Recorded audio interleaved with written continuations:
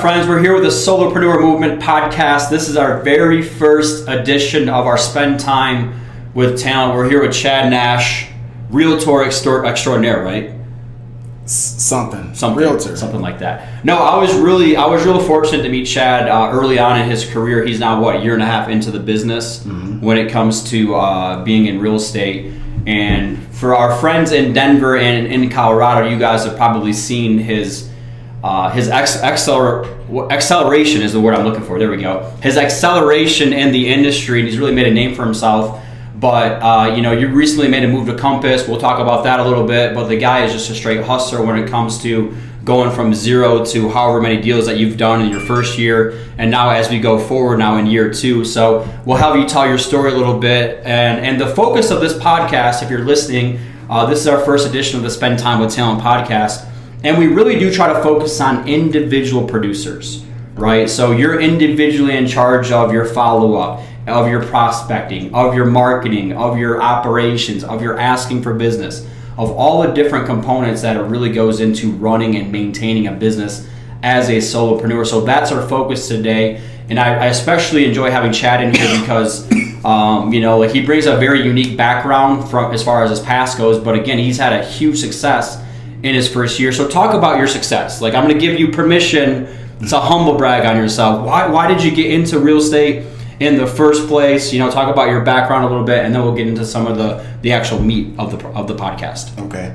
Well, Bruce, I appreciate coming on the podcast and the words that I probably don't deserve all that much. But my name is Chad Nash, affectionately known as Real Estate Doctor. I've been doing this for about a year and a half. I got into it. My previous background was in education. So I spent about 10 years doing education around Denver. Held some senior leadership positions in those roles. But in every position, I found something I didn't like. I didn't like to do it. So finally, the opportunity came to become an entrepreneur. Didn't know what I wanted to be an entrepreneur in. But I just knew, okay, if I'm going to take this leap now is the time to do it. Mentor of mine put me on to real estate. I didn't know anything about real estate. Can't really say that I was really enthused about it. I'm not one of those HGTV type of realtors where, I'm all fancy or shiny. But when I kind of looked into it a little bit more, I said, well, I think that this is a field that I would love to do. So took the leap into it, did the classes. My first stop was at Colorado Home Realty.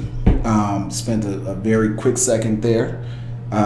Moved over to Remax when I think I learned, and I think this goes towards what we're talking about today, what it meant to be an actual entrepreneur on my own. I didn't feel like I needed a lot of support or needed to be on a team.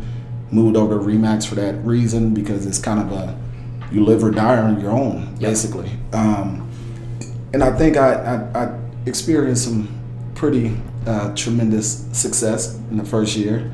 I think in my first full calendar year, I had 31 units, so 31 transactions.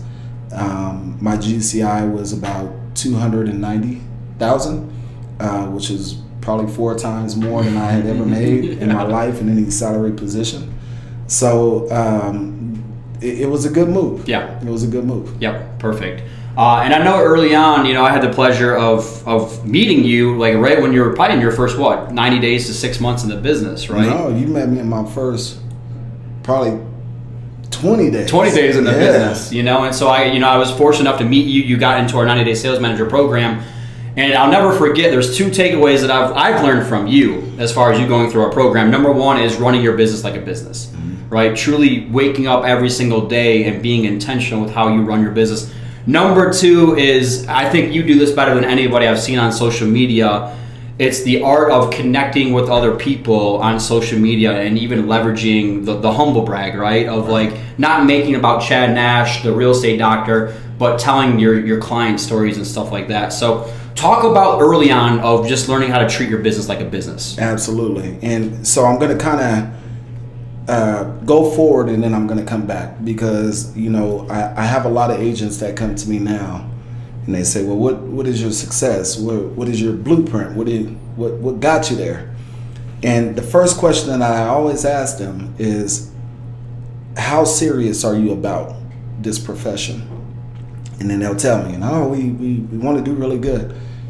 And then I say, well, do you treat this as a full-time, or is this just something that you do on the side?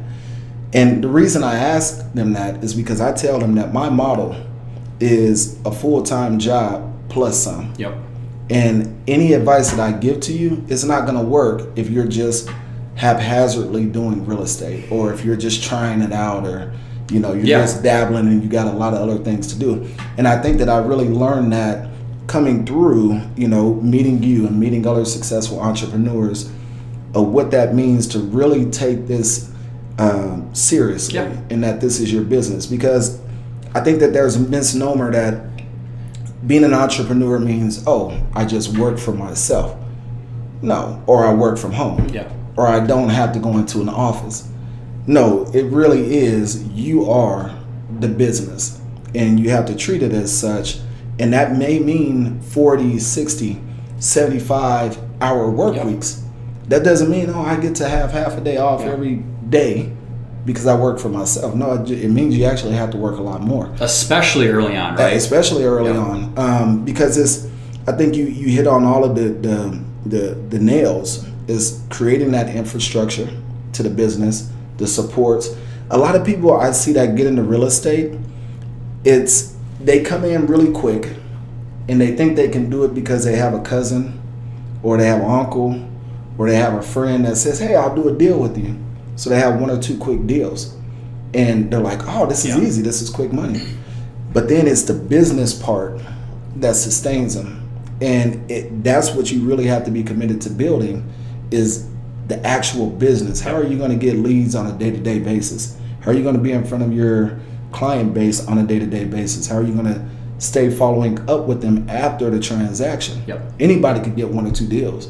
My daughter, she's sitting here too. She could probably go out and smile on the street and get somebody to do a real estate deal with her. But it's the business, and how are you going to generate it if it's going to be a real career for you? Well, I'm glad that you talked about your daughter sitting in here, because that's one thing, as a solopreneur, man, like, you're a man, like, you take care of the family in addition to going and working the 60 to 80 hours a week, right? And everybody wants to talk about work-life balance, and I'm not saying work-life balance isn't important, but again, when you're a solopreneur, you just have to figure things out a lot of times, right? And absolutely. Like, we're sitting in here and you brought your daughter in because, like, that's part of the deal, man. Because I have to. Yeah. There's no other, and I think that's a big part of it. And, sometimes you kick yourself saying, okay, am I creating the right balance for my life, right? And, am I spending enough time?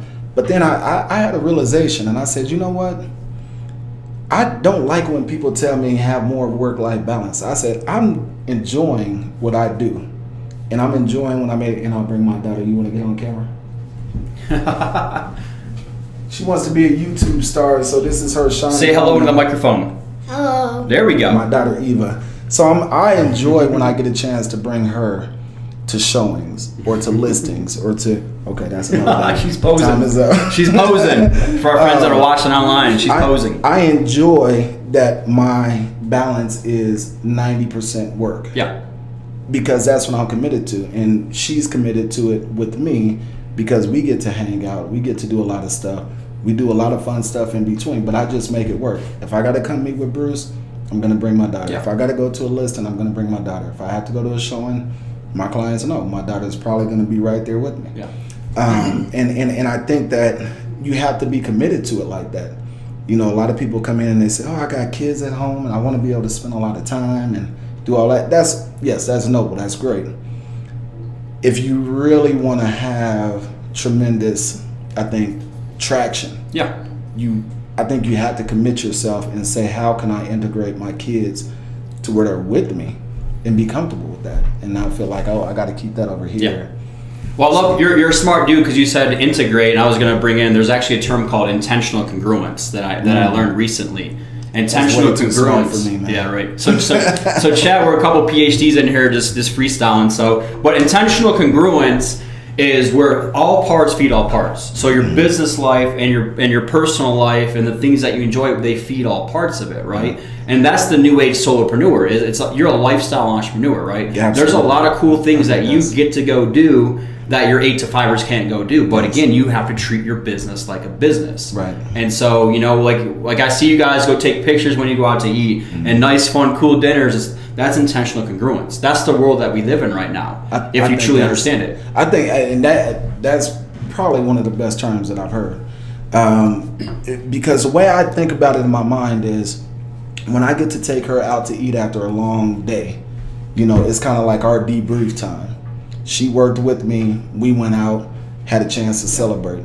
If we're going to a game, yes, I might need to have my phone at my hip because offers are coming in or clients are needy. But at the same time, she's on my other hip. Yep.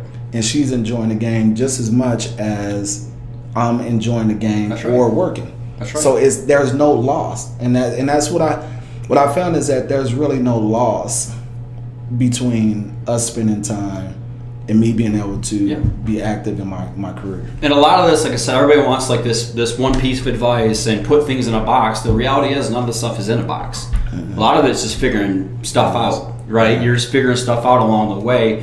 Well, let's talk about your actual success, because I remember I called you a couple weeks ago or we were talking online or something like that, but it was like, you're like, there's 3 pillars, right? There's 3 pillars to your success, and you're a big believer that if you try to do 5 pillars or 10 pillars, it's incredibly difficult. So talk about your 3 pillars that have been most relevant to you and your growth in your business early on. Absolutely. Well, I'll start with the first one. This is actually kind of a shameless plug, so I'm not here to advertise 90-day sales or whatnot. But I will say the actual first pillar came from 90-day sales, and it was that status sales. Yeah. So I made it a very strategic point that anything that I do that the public sees is intentional. So I really honed in on social media because that's the generation that I am, and that's the generation that a lot of my clients are in. And I said, I'm really going to open this up for folks to see not only my career trajectory, but also those lifestyle posts. Yep. Because, and it's just like you said, my whole take on it was, if I can just be myself and put others out in front of me and kind of create a different narrative than this salesy agent. Yeah. You see all the agents that talk about, I'll help you buy and sell a home. No, I just want to talk about stories and how, I'm in their lives, they're in my lives, how we impact each other. Yep. Oh, by the way, we did a deal together. Yep. And I really took that intentional to say, how can I use social media as a big lever? So the status, I won't say social media, but I'll say more of the status generation. Yep. Generated a lot of buzz and a lot of popularity. And as you said, like, people like to do business with people that they like. Yep. Right? And again, and talking about social media, I mean, it's really social identity. It's like, if I identify with you in person, then I probably should identify you on social media. Like, we should be the same person. Some people aren't, unfortunately, but you should be the same person on social media as you are in person. And so, a lot of people know that you are a community influencer, right? And I know we'll talk about you're starting a not-for-profit and stuff like that, where part of your business goes into that. But you truly are a community influencer, and so you've understood that part of it with social media, and you had a database of people, right? And it's one of the easiest ways for you to leverage all these different wonderful people who already have, because they trust you. Right. You had a brand reputation. Right. You're a smart dude, right? Like you're educated. You help other people when it comes to that. Now you've just taken those same skill sets you had over here in education and now apply them to real estate, and you get to make a little bit more money doing it, right? Yeah, and some more autonomy and stuff like that. Yeah. Right, absolutely. I would say the second pillar, more practical, is open houses. Okay. That really, and if there is one thing that I can recommend to beginning agents, is the importance of open houses. Now, a lot of folks, they'll come and say, I don't like to do open houses. It's too much work. It's not a great bang for your buck. Think about it like this. If you, and you're probably the same way, any interviews that we've probably done in life, we've probably been successful because we know how to prepare for the interview, and we know how to convince whoever's interviewing us that we're qualified for the job. Very early on, I said, I'm not going to do FISBOs, I'm not going to do expires, I'm not going to do cold calling, I'm not going to do any of that, because that's just me showing up cold, asking somebody to believe in me to sell something. So I turned it around and I said, well, open houses are a prime opportunity to have 5 to 10 to 15, 20 interviews in one setting. So if you really are strategic in how you think about your open houses, and I'll say it on a couple of different fronts. As a business person, you have to think about what your niche is going to be, and you have to know that you can break into your niche. One of the things that open houses does is not just, people who you reach out and you find an open house you want to do. You can be actively strategic in finding open houses in neighborhoods you want to work, price ranges that you want to work in, or that you want to do, demographics or niches that this open house seems to serve. And if you do enough of those, you're going to get enough of those clientele that come through.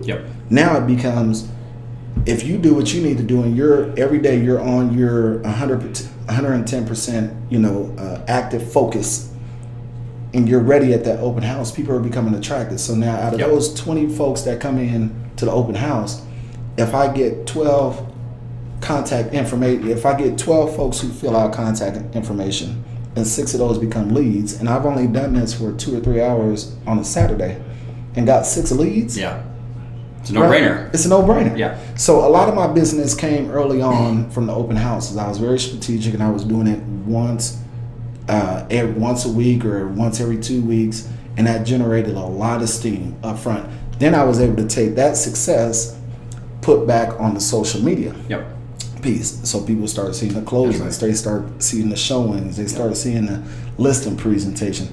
All that was kind of generated out of the open houses. So then you have that third pillar, which becomes the sphere.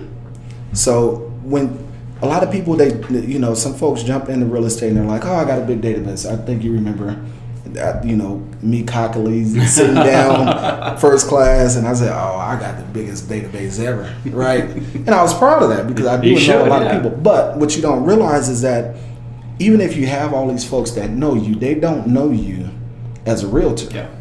They know you as Chad something else. So it still takes convincing of them that you can help them with the pain point that they're experiencing in real estate, whether it's to sell a house, help them buy a house, that you're qualified to do so. So now I was able to take the success from the open houses, parlay it onto social media, then your sphere activates. And my sphere really didn't activate until probably my latter 50% of my transactions of last year. A lot of people were like, you were so golden, you had people banging on your door. It's like, no, I had to generate that for my sphere to even believe in me, because we all know 6 or 7 realtors, and especially in my sphere where it's probably like 20 realtors that we each know. So then they started seeing that success, and now I think that that's really starting to take off. That sphere of influence. It's not started to. It is, right? Well, it is. It is. And so I would attribute it my success. And there's everybody, like you said, there's no one box. Some people might say, I love to do expired calling. I love to do door knocking or stuff like that. That was my map into real estate, and I think it was successful for me.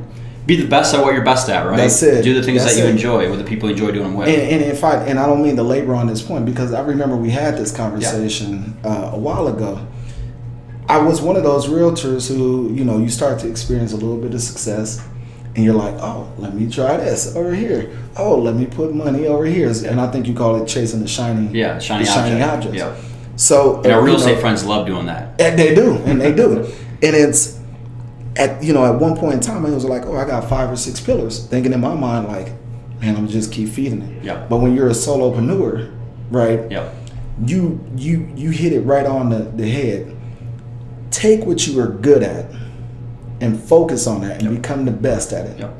And there's a book called So Good, what is it called? I can't think. It's like so good that they don't doubt you or something like that. I'll have to send it to you. But it talks about, don't focus on trying to become an expert at everything. Just focus on what you're good at and do that 110%. That's right.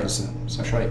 Well, let's go back, and I don't want to go too much into depth here, but I do want to talk about the open house strategy early on. So what you're saying is, early in your career, everybody thought like you were working your current database and all your deals were coming from there, but it was actually coming from a quote unquote cold audience of people you met at open houses. Is that accurate? Absolutely. And one of the things that you said is, again, it all comes back into being intentional. Of if somebody asked you to go to an open house for them, right? They couldn't do it or whatever it is, you said yes.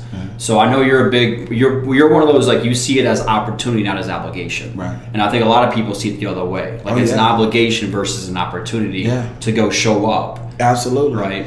And so initially, and I don't even know how I came across the open house strategy. I think I was sitting in one of the RE/MAX meetings first weekend, and a good colleague of mine, Kevin, he's a managing broker over at one of the RE/MAX Alliance.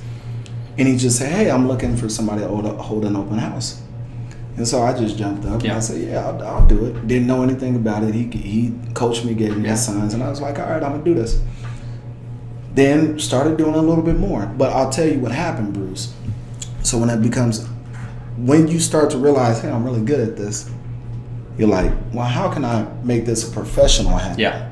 Not just a by chance somebody calls Chad and says, hey, we have an open house, or you luck up and get an open house running into a colleague.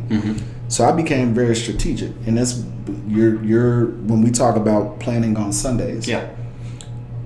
What I always had it crafted out: identify 1 to 3 open house opportunities. So this is on Sunday of the week. Identify 1 to 3 open house opportunities. In my mind, I know what the criteria is. I need new listings, or I need new price drops, or I need something that's, it hasn't just been sitting there. I need it to be in a certain neighborhood, certain price range. And on those Sundays, what I was doing was calling those agents. Hey, Realtor Bruce Lund, I see that you're holding a house open, or I see that you have a new listing or a price adjustment in this area. One, my first question was this: can I provide some free marketing and exposure on your house? Yeah. And I think you probably seen some last year where I would post a lot of listings on the social media. Because I knew, like, shiny pictures get people attracted. So that was very strategic. It wasn't me just finding a house and saying, let me post pictures. Mr. Realtor Bruce Lund, I can put your house in front of 5,000 people on my social media and get free exposure. And you'll, hopefully this helps you get some traction. I don't want anything in return. Can I use your pictures? Oh yeah, that's great, thank you. Because what realtor is going to say no, right? Then it became, well, if you're also thinking about more visibility for your sellers, because we as realtors know open houses don't typically sell. It's more of a nice thing to do for your sellers, right? To show that you're really working to sell the house. Well, if you would love to show them that you're working to sell this house, I would love to hold this house open for you. So every Sunday, this is my script to those realtors. I love it. Being strategic. I would love to hold your house open. Oh yeah, sure. Okay, this is what I need. By Tuesday, I need to make sure that you have it updated in Zillow. I'll make sure that we're able to update it in the MLS. By Wednesday, I'll make sure the flyers are turned around, because I want to be pumping this out by Thursday, when people are getting into that weekend of showings. I want this to be on my social media. And I knew, to me, the open house is not just the physical going to the house. The open house is the whole week. There's all different kinds of elements that you can leverage. Absolutely. It is starting from when you first post the pictures and your follow-up on those leads that are coming in. When you're sending it out to your database, and people hitting you up, oh, by the way, Chad, we want to look at houses this weekend. All the way to the actual open house, to the strategy of getting the contact information, to the strategy of the follow-up. So then I took it serious, right? And it just became a natural... It's a system that works. It's a system that works. So it wasn't just I stumbled upon it, yes, but I stumbled upon it and said, I'm successful here. Let me make this more of this. part. And then and you get some of those times that people don't come to the open house. And what I looked at and said, okay, what are the 3 things that I want to accomplish if nobody comes to the open houses? Who are the 5 clients that I can be making phone calls to?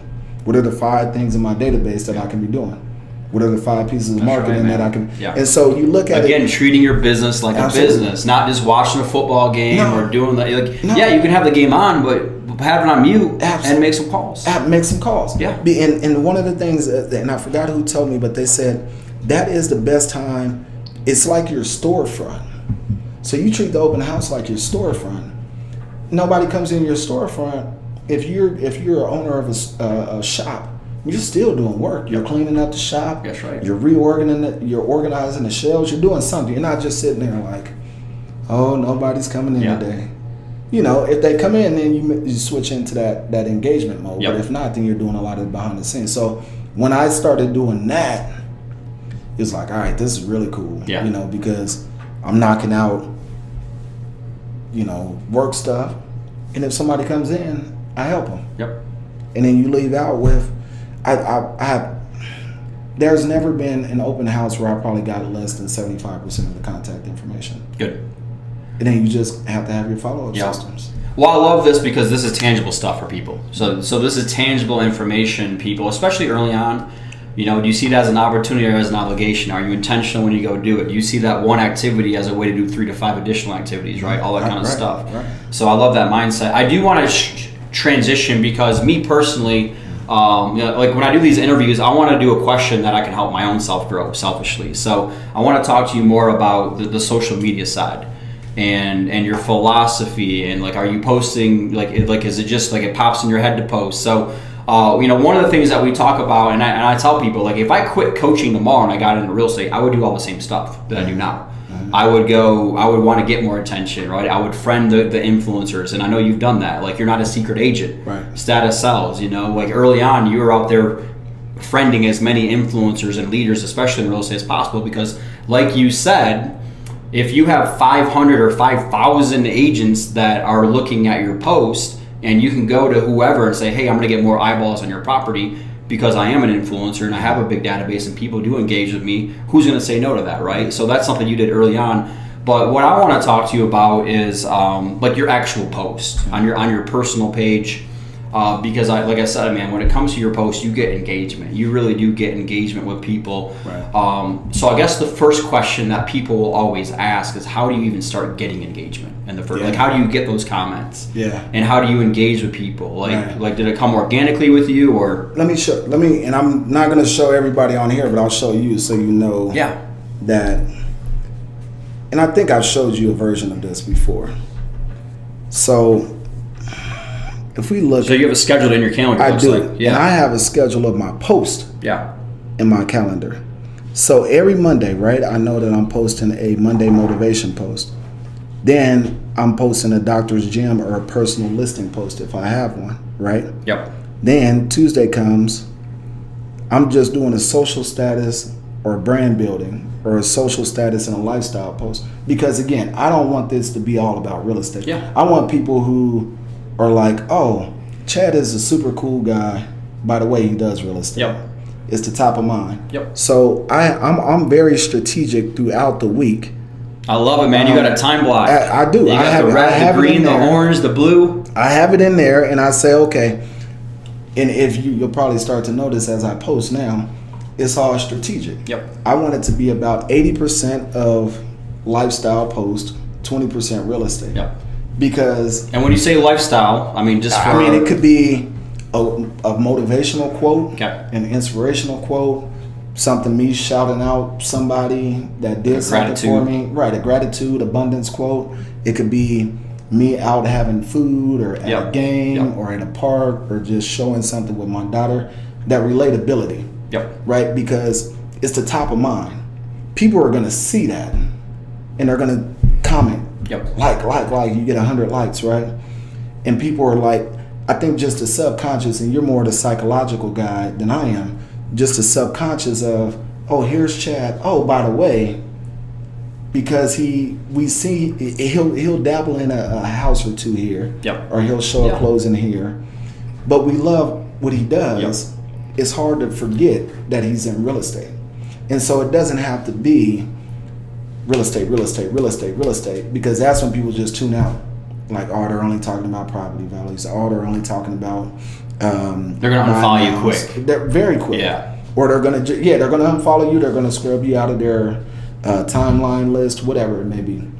But if you take this strategy of saying lifestyle, social status, cool factor, and I'm not saying I'm cool, but you want to show cool things. Yep. People are gonna stay engaged with you. So then when you do post something real estate related, you know, and you frame it in the context of how I try to, which is more relatable, then you get a lot of likes. Yep. You know what I mean? And so I think there's a real strategy behind it. I'm not a social media expert. I just know I have to structure it to know I got so much going on. So you time block for it, and you have certain benchmarks and philosophies. Yeah, right. Around each of the time blocks. So Monday may be Monday motivation. Tuesday may be semi-real estate related. Wednesday is going to be, oh, look at this cool thing that we're doing. Thursday, now I know intentionally we're piping up to the weekend. Yep. It may be a closing, you know, that I post on there. Yep. Something that's going to get people who are on that fence of thinking about real estate, like, oh, wow. You know, they probably liked 3 of my posts earlier in the week. Now it's like, oh, that's right, Chad is doing this for real, and he does it for real.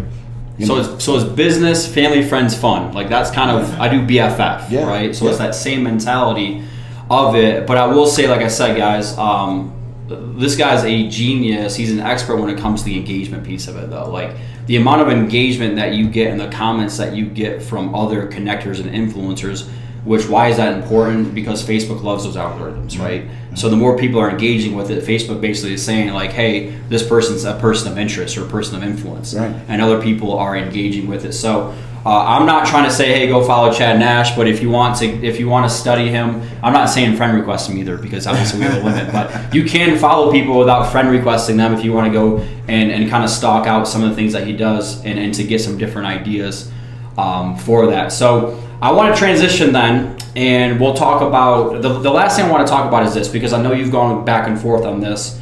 Again, like a solopreneur versus growing a team. Where are you currently at with all this? All right, and I know you've made some moves, and I know, like, you can even talk about that if you want to. We don't have to if you don't want to get too personal, because, you know, that's a hard decision too when you decide to move from one company to another, and because there's a lot of people who've helped you get along the way. So just talk about that experience, because I know we all go through that. Yeah, I think anybody, no matter if you're first year or 10 years into the business, once you get to a level of production, you're gonna feel like a pressure, right? And I'm honestly feeling that pressure now. Getting into the point where I'm like, wow, I want to do double what I did last year, but it's still only one of me. Yeah. And there's still only X number of hours in a day, so something does have to multiply. Now, was I happy making what I made my first year? Absolutely. Absolutely. I could live the rest of my life doing that. Yeah. But I also knew, okay, where do I want to take the next part of me? And I think even if we think about solopreneur, that doesn't mean you have to do it all on your own. For sure. Right? I think it means that your investment is in support systems or people that are coming back to help your business. And I don't necessarily mean like just in a team standpoint where you're becoming hands off. I want to stay very hands on with my business. But I also knew middle of last year, I got a transaction coordinator. Then I got a client engagement specialist that does some of the, you'll see the gifts that some of my clients will post, like, oh my God, my realtor is the best since sliced bread. And it's because of her. Yeah. She's sending out gifts and things.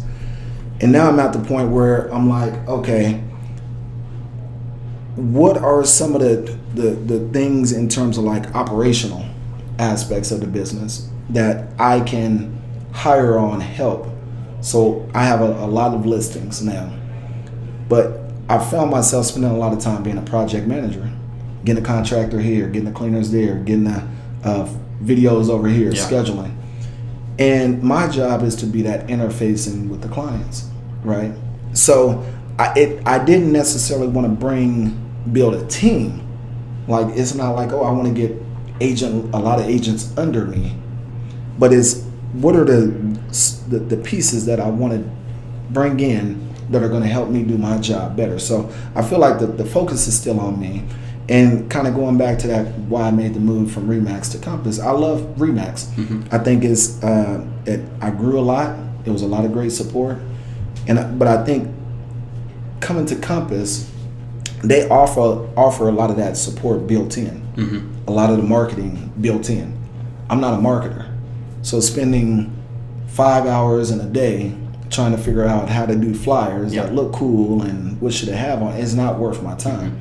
If I have a team that can do this for me, then I'll do that. So I think part of that being a solopreneur is saying, I don't really want to do the big team thing yet.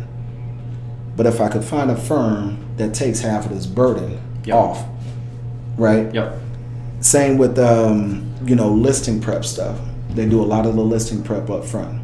So if I don't have to do that up front, and I can just kind of say, give a checklist to somebody who will carry it out, then that's what I'm going to do. But the point for you though is you earn your ability to get to that point by producing revenue. And I think that's where a lot of people try to skip 8 rungs. Oh yeah. You know what I mean? Like you created the demand. You created so much demand that now it's like I am only one guy. So maybe I want to grow a team, maybe I don't. However, I do understand that I need to outsource this stuff. Absolutely. And so that's where, is it a client engagement person? Is it a project manager? Is it this? Is it a marketing team and stuff like that? So that's the point of this solopreneur movement. It's not to say, guys, that we don't want you to scale and grow. And if you choose to hire out people and have a team, it's not to say that at all. The whole point, though, is create that incoming demand and the revenue to where now you have the right to do. You've earned the opportunity to do that, and that's my point with this. Is I think a lot of people try to, like you said, you're still hands on. Like guys like us are wired differently. Like I'm going to be working. I can work from the Bahamas. I'm still going to be working. I'm still going to be doing something. That's just how I'm wired. That's that entrepreneur, the lifestyle part of me. So that's what this movement's all about, and that's why I love having you as our very first guest on this Spend Time with Talent part of this series. Is because you're doing it, like you've made that meteoric rise to where from the first 90 days to a year and a half in now, man, you're out there crushing it, but you've earned the right and the opportunity now to scale if you choose to scale or to grow a team or to do this or to do that, because I tell people running a business, a plan should be easy on paper. You wake up every day, you know what you need to do to continue to generate business. Your business should be quote unquote boring.